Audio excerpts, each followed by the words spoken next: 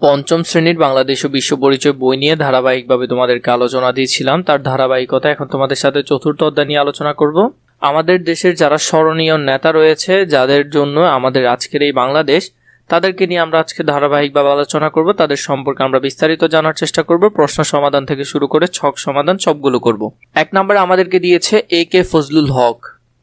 অবিভক্ত বাংলা এ.কে. ফজলুল হক ছিলেন অত্যন্ত সাহসী একজন অবিসংবাদিত নেতা। তার সাহস ও দৃঢ় মনোভাবের জন্য তাকে শেরে বাংলা, বাংলার বাঘ বলা হতো। তাহলে শেরে বাংলা এ.কে. ফজলুল হক, তাকে বাংলার বাঘ বলা হতো। তিনি ছিলেন অসাধারণ বাগ্মী। বাগ্মী মানে হলো যার কথা অনেক বলিষ্ঠ এবং যে গুছালো কথা, সুন্দর কথা, সুদৃঢ় কথা বলতে পারে। ইংরেজি, বাংলা ও উর্দুতে অনর্গল বক্তৃতা করতে পারতেন। তার পুরো নাম আবুল কাশেম ফজলুল হক। তাহলে তার আসল নাম বা পুরো নাম হলো কি?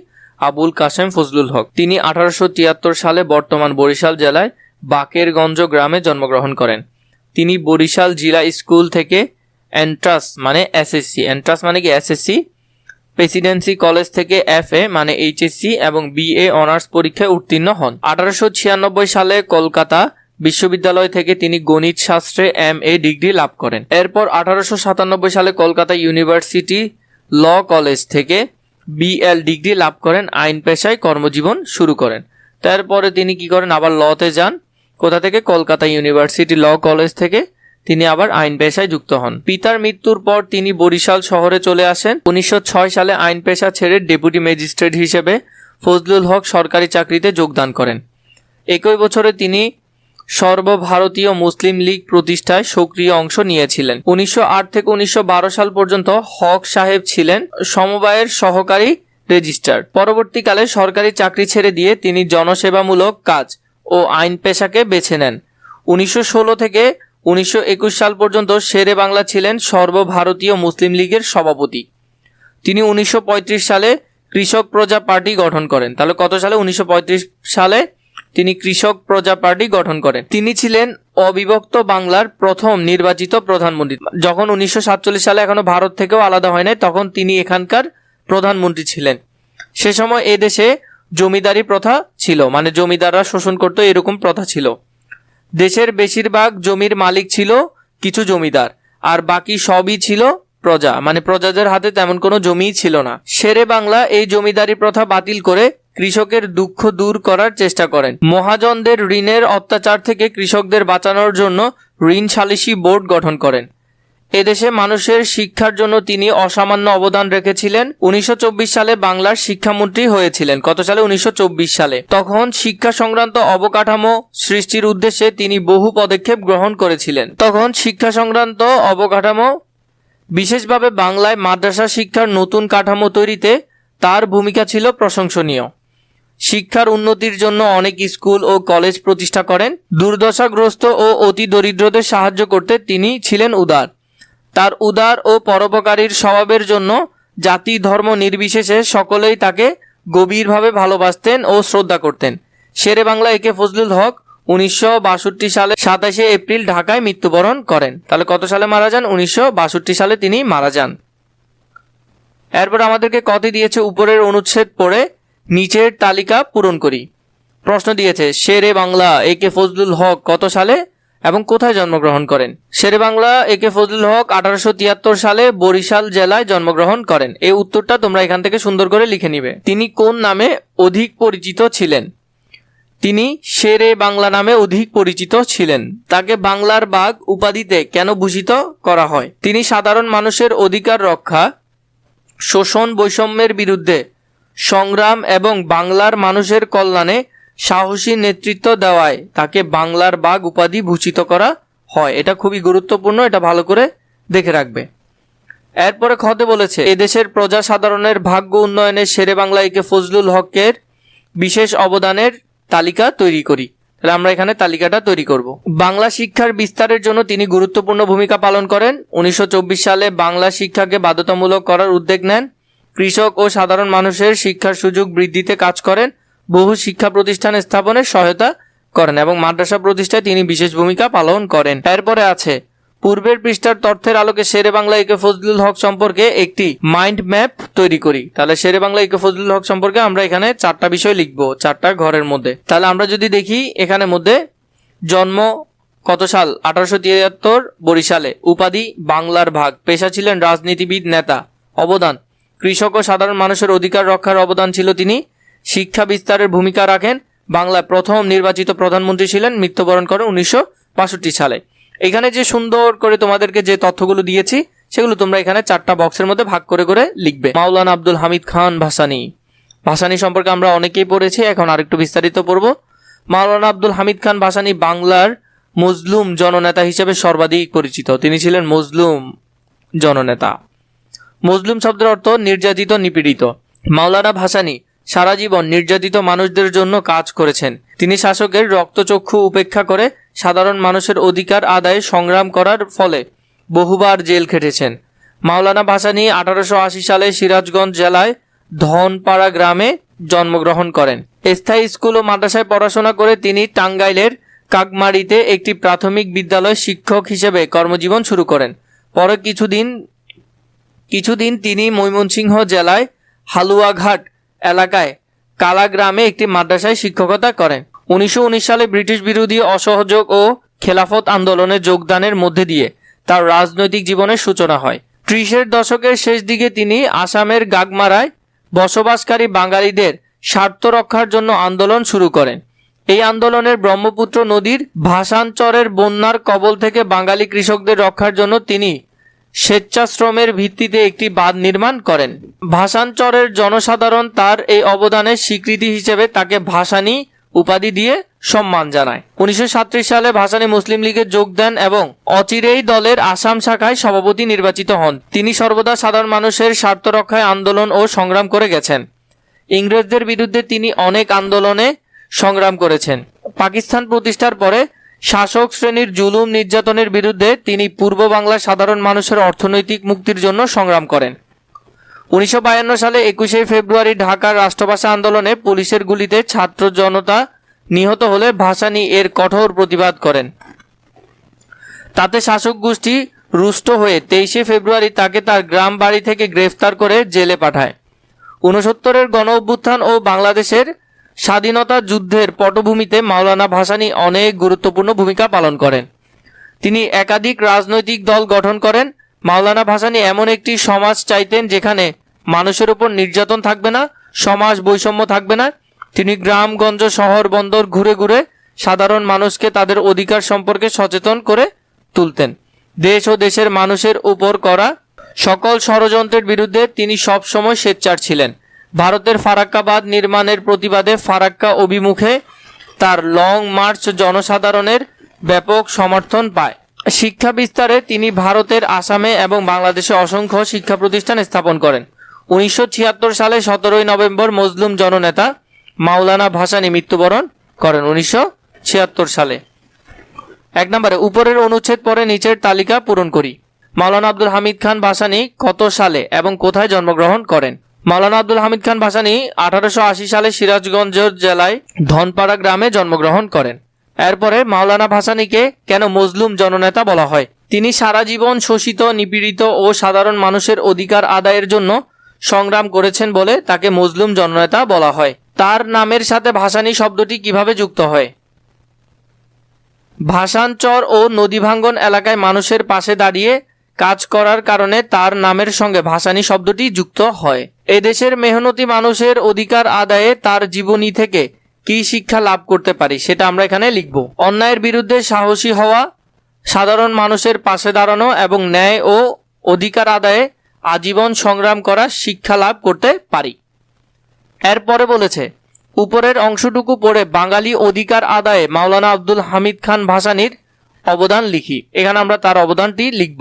শোষণ ও বৈষম্যের বিরুদ্ধে আন্দোলন গড়ে তোলেন, কৃষক ও মেহনতি মানুষদের অধিকার রক্ষায় নেতৃত্ব দেন, ভাষা আন্দোলন ও স্বাধিকার আন্দোলনের গুরুত্ব ভূমিকা পালন করেন।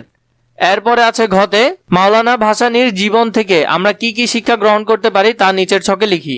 অন্যায়ের বিরুদ্ধে প্রতিবাদ করা, সাধারণ মানুষের দুঃখ কষ্টে পাশে দাঁড়ানো, ন্যায় সত্য ও মানবাধিকারের পক্ষে আজীবন কাজ করা। 3 হোসেন শহীদ সোহরওয়ার্দী। হোসেন শহীদ সোহরাওয়ার্দী অবিভক্ত বাংলার একজন প্রতিভাবান রাজনীতিবিদ ছিলেন। তিনি 1892 সালে ভারতের পশ্চিমবঙ্গে মেদিনীপুর জেলার এক সম্ভ্রান্ত পরিবারে জন্মগ্রহণ করেন। সোহরাওয়ার্দী অক্সফোর্ড বিশ্ববিদ্যালয় থেকে বিএসসি সম্মান ও বিএসসিএল ডিগ্রি লাভ করেন এবং পরে ব্যারিস্টার অ্যাট ল ডিগ্রি অর্জন করেন। 1920 সালে ইংল্যান্ড থেকে ভারতে ফিরে তিনি আইনজীবী হিসেবে কাজ শুরু করেন। সোহরাওয়ার্দী ছিলেন একজন দক্ষ রাজনৈতিক সংগঠক। তিনি কলকাতা খেলাফত কমিটির সাধারণ সম্পাদক নির্বাচিত হন। তিনি স্বল্প সময়ের মধ্যে নাবিক, রেল কর্মচারী, পাটকল ও সুতাকল কর্মচারী, রিক্সা চালক, গাড়ি চালক প্রভৃতি মেহনতি মানুষের প্রায় 36টি ট্রেড ইউনিয়ন সংগঠন গড়ে তোলেন। তিনি Kolkata corporation deputy mayor, Bangla প্রাদেশিক সরকারের শ্রমমন্ত্রী, সরবরাহ মন্ত্রী, প্রধানমন্ত্রী এবং পাকিস্তান প্রধানমন্ত্রী ছিলেন। জনগণের অধিকার প্রতিষ্ঠার জন্য তিনি আজীবন সংগ্রাম করেছেন। তিনি মুসলিম লীগের গুরুত্বপূর্ণ নেতা ছিলেন।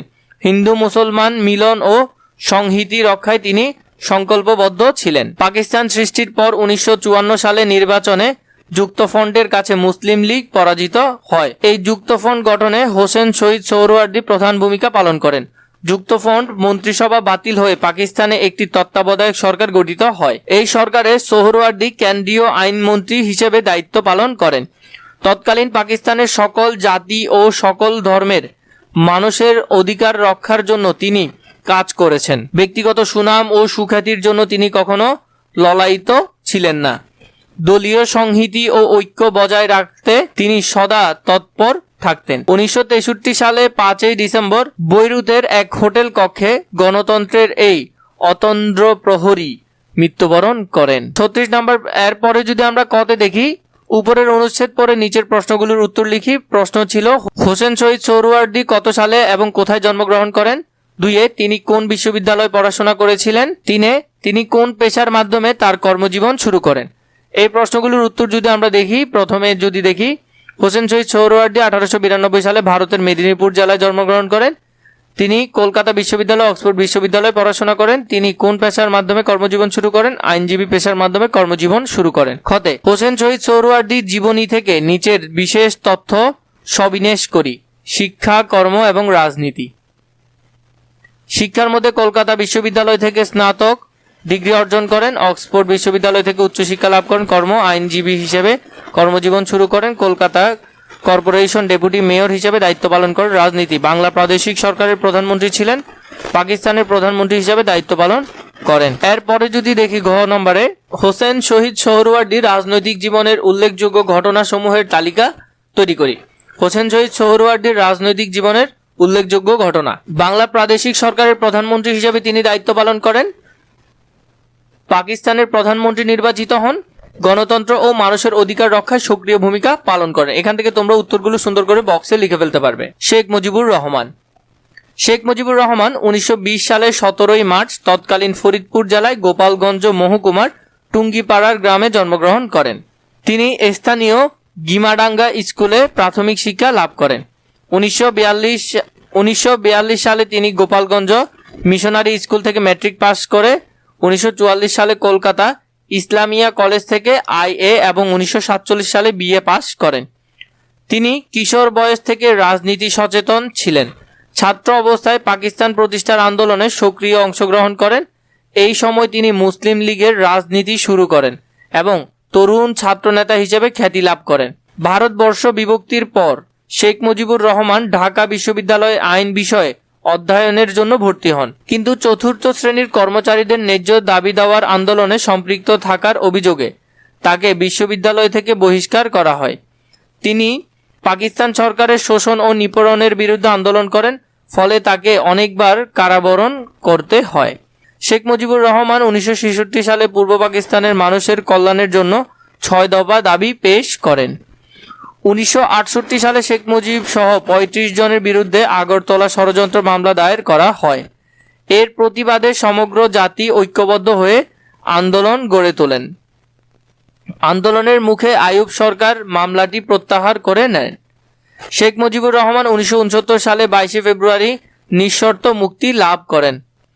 পরদিন 23 ফেব্রুয়ারি তাকে বঙ্গবন্ধু উপাধি দেওয়া হয়। 1970 সালে পাকিস্তানের প্রথম সাধারণ নির্বাচনে তার নেতৃত্বে আওয়ামী লীগ জয় লাভ করেন। কিন্তু পাকিস্তানি শাসক গোষ্ঠী তার নেতৃত্বে সরকার গঠন করতে না দেওয়ার ষড়যন্ত্রে লিপ্ত হন। ফলে তিনি পূর্ব পাকিস্তানে সর্বাত্মক অসহযোগ আন্দোলনের ডাক দেন। 1971 সালে 7 মার্চ তিনি ঐতিহাসিক ভাষণ দেন। এতে পূর্ব বাংলার সাধারণ মানুষ স্বাধীনতার জন্য উজ্জীবিত হয়। 1971 সালে 26 মার্চ মুক্তিযুদ্ধ শুরু হলে তাকে পাকিস্তান বাহিনী আটক করে পাকিস্তানে কারাবন্দী করে রাখেন। বাংলাদেশ স্বাধীন হলে তিনি নিজ দেশে ফিরে আসেন।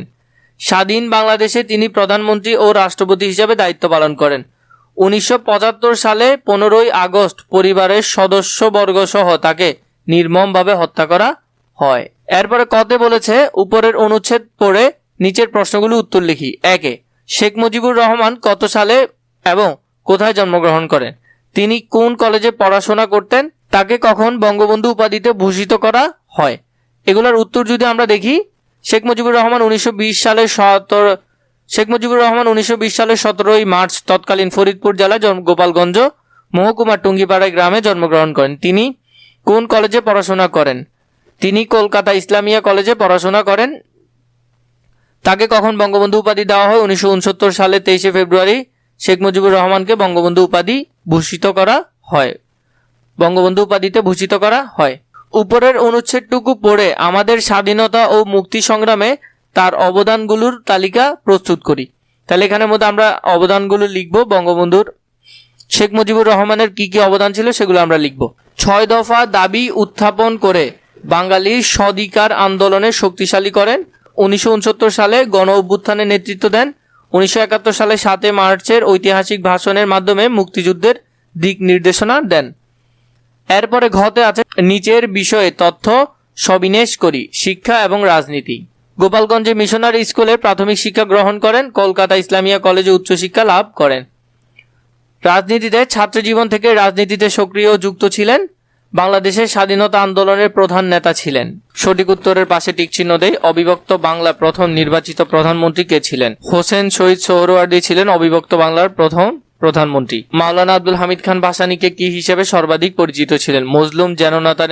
মজলুম জননেতা হিসেবে তিনি সর্বাধিক পরিচিত ছিলেন। মাওলানা আব্দুল হামিদ খান ভাসানী কি হিসেবে সর্বাধিক পরিচিত ছিলেন? মজলুম জননেতা হিসেবে তিনি সর্বাধিক পরিচিত ছিলেন। 2 নম্বরে সঠিক শব্দ বসিয়ে শূন্যস্থান পূরণ করি। খাজনার অত্যাচার থেকে কৃষকদের বাঁচানোর জন্য খাজনা সালিসি বোর্ড গঠন করা হয়। তো এখানের মধ্যে তোমরা সেটা দিতে পারো। ঋণের অত্যাচার থেকে কৃষকদের বাঁচানোর জন্য ঋণ সালিসি বোর্ড গঠন করা হয়। এখানে কৃষক লিখতে পারো, কৃষক। উত্তরগুলো আমি তোমাদেরকে দিব।